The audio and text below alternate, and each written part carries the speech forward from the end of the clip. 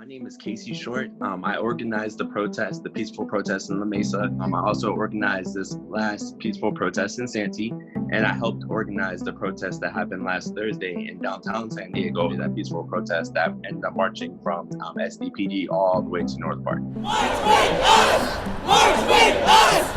March with us! March with us! Me and my girlfriend, we were looking at Shaun King's page, and he posted the video of what happened to George Floyd.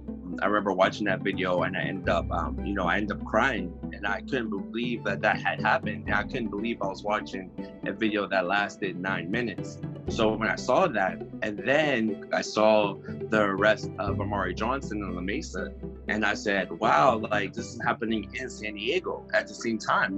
I felt like I had to put my voice out there. I ended up having a friend make me a flyer and say, hey, I feel that we should be able to, peacefully protest and march and let our voices be heard, by La Mesa PD. Me and my girlfriend expected only just like 100 people at the most. And then we got there and it was like around like 1,000 as soon as we got there. And I was so shocked, because I had never been a part of anything like this. I've never organized a protest in my life. So for me to have that kind of love from the community, it was amazing to me.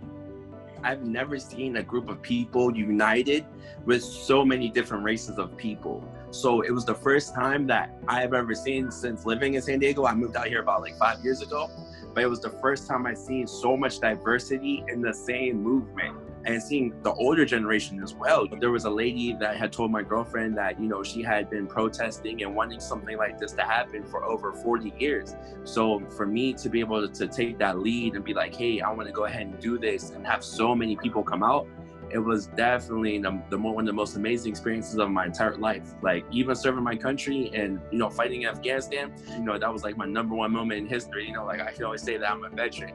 But when I came out to La Mesa and I saw the crowd of diverse people of mixed races, I have never seen anything like that. With La Mesa, I think a lot of people don't realize is that the good crowd was able to push out the bad crowd for so long. The majority of the peaceful protesters had all left around 5, 6 o'clock. I left around like 5:45, almost 6 o'clock-ish, because I had to drop my girlfriend to work. And I let the person know who had the megaphone that, hey, I'm leaving, disperse the crowd, let them know that, we can come back tomorrow. With that being said, there was a lot of bad people that mixed into the crowd that had their own agenda.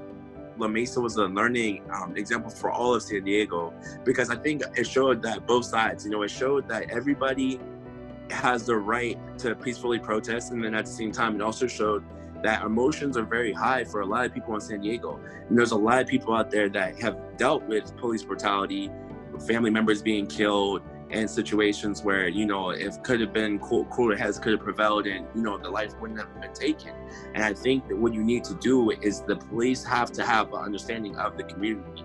I think there has to be some type of a connection as far as communication is concerned between the police and the activists in the community or community leaders. Because if there's no communication, then I think like the problem still stands. I can't breathe! I can't breathe! When you see so many people united, for the same causes, for the same goals, it's definitely something that you would never expect. And especially in Santee, because in Santee, the majority of the protesters were middle-aged white people, and they were right there screaming Black Lives Matter. They were right there marching in the streets with me, hand in hand. We had a council member go out there and he was right next to me the whole time. So for it to come out and like be super positive and super community changing, that's what I always wanted. They might have had a negative mindset about a peaceful protest or someone like me coming up there into their city, me being the outsider. I didn't grow up in Santee, I grew up all the way in Pittsburgh, Pennsylvania.